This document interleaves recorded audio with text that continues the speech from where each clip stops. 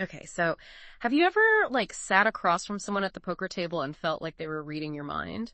Uh, Yeah, like they just knew when you were bluffing when you had a good hand. yeah, Well, today we're gonna learn how to be that person. that's right. We are diving deep into the world of poker tells. Yeah, And, we're talking about those subtle cues and giveaways that can give you a real edge in a game, right. whether you're playing live or even online. Absolutely. And to help us navigate this world of blinks and bets, we've got a true expert with us today. Happy to be here. So before we jump into specific tells, I think it's important to talk about this concept of a baseline. One of the articles I read described it like an FBI interrogation, where you need to establish like a suspect's normal behavior first before you can really interpret like any deviations from that as a sign of guilt or deception. Right. Yeah, establishing a baseline is absolutely crucial. It's not just about memorizing a list of tells. It's about understanding how someone normally acts. So you can spot those subtle changes in their behavior when they're trying to hide something. So it's like if my buddy's usually cracking jokes but then suddenly goes silent when the flop comes, I should probably be worried. Haha. It's definitely something to pay attention to. But remember, even the pros misinterpret tells sometimes. Poker's a complex game with a lot of factors at play. The cards, the betting history, even just someone's mood that day can influence their behavior. So you're saying tells shouldn't be the only thing I base my decisions on? Exactly. They're just one piece of the puzzle. But they can be a very valuable piece. Okay, that makes a lot of sense. So with that in mind, let's get into some actual tells, because these articles were full of fascinating examples. Yep, let's do it. Okay, so one that stood out to me was the idea of defensive moves. Okay. Like reaching for your chips when it's not even your turn to bet. What's that all about? Well, think about it. When you've got a strong hand, you want people to bet. You're happy to see those chips pile up in the pot. Right. But when you're holding a weak hand, your instinct is often to protect it, even if it's not time to bet yet. So reaching for chips even subtly can be a way of saying like, back off. I'm not afraid to call your bluff. Even if they are totally bluffing. Yeah, sometimes those unintentional movements are the most telling. It's like our body betrays us even when we're trying to keep a poker face. Exactly. That's wild. So it's all about reading those little subconscious movements. Exactly. Those are the ones you can't fake. Okay, speaking of subconscious, what about the way someone handles their chips? Like, surely that's got to be a dead giveaway, right? Oh, absolutely. Chip handling is like a gold mine of information. Yeah. Like, imagine someone splashing the pot with a huge stack of chips. Like, they just don't care. That's usually a pretty good sign they've got a strong hand. Right. They want you to know they're serious. Exactly. They're trying to intimidate you. Okay, but what about the opposite? Like someone who's really hesitant with their bets? Right. Or they're like meticulously counting out their chips before they put them in. Yeah, like really carefully. That's often a sign of weakness or maybe even a bluff. Interesting. They're trying to act confident, but their body language is betraying them. Oh, okay, that's a good point.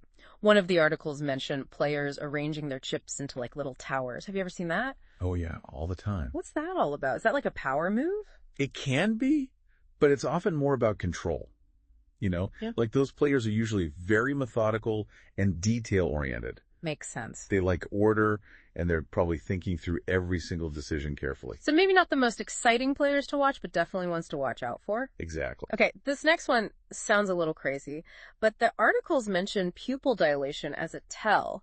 Like, is it really possible to see someone's pupils dilating across the poker table? You'd be surprised. But seriously, our pupils are incredibly expressive.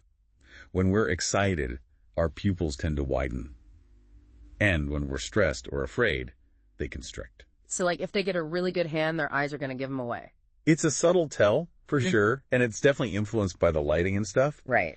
But just goes to show you how much our bodies can betray our emotions. Even when we're trying to keep a straight face. Exactly.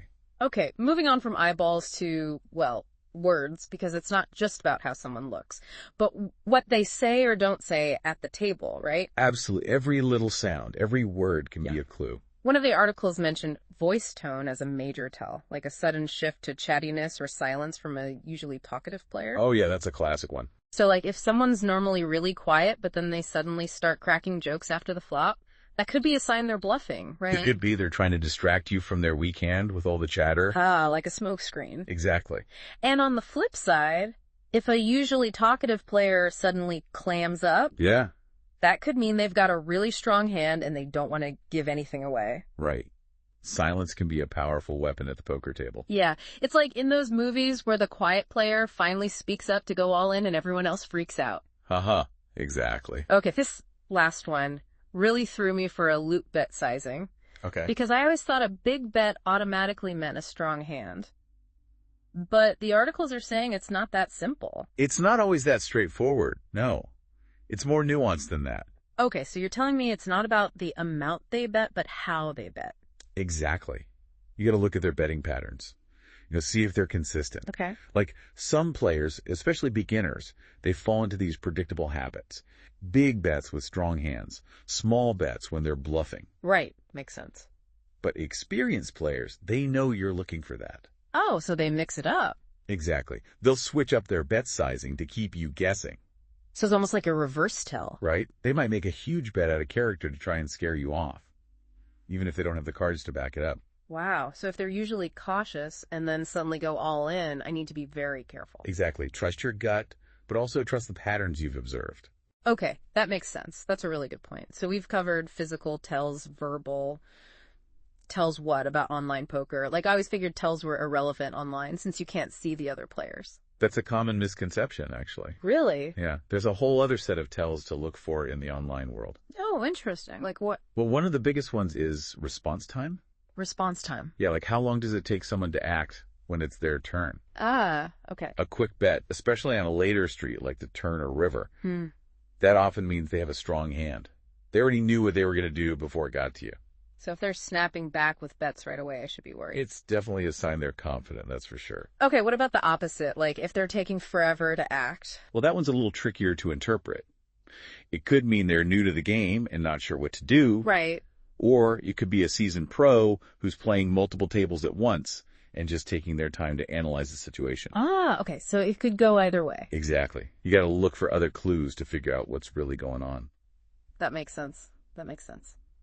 Okay, what about the chat box? Some online poker sites have those. Oh yeah, the chat box can be a goldmine of information. Really? Some players use it to try and get in your head. Yeah. They'll talk trash, try to distract you or throw you off your game. Right. While others clam up completely because they're afraid of giving anything away. So silence in the chat could actually be a sign that they have a good hand. It could be they're laser focused on the game and don't want to risk saying anything revealing. Wow, it's amazing how much you can learn about someone just by observing their behavior. That's what makes poker so fascinating, right? It's a game of people as much as it is a game of cards. Absolutely. This has been eye-opening. I feel like I have a whole new perspective on the game now. Glad to hear it. So before we wrap up, any final words of wisdom for our listeners out there who want to master the art of poker tells? Well, remember, it takes time and practice to get good at reading people. Don't get discouraged if you misinterpret a few tells in the beginning. Right. Everyone makes mistakes. Exactly. Just keep observing, keep learning, and most importantly, have fun with it. It's all about adding another layer of enjoyment to the game, right? Absolutely. Tells can make poker even more exciting and strategic. Well said. On that note, we'll wrap up our deep dive into the world of poker tells. We hope you learned a thing or two and that you'll join us again next time for another fascinating deep dive. Until then, good luck at the tables, and remember, watch those tells.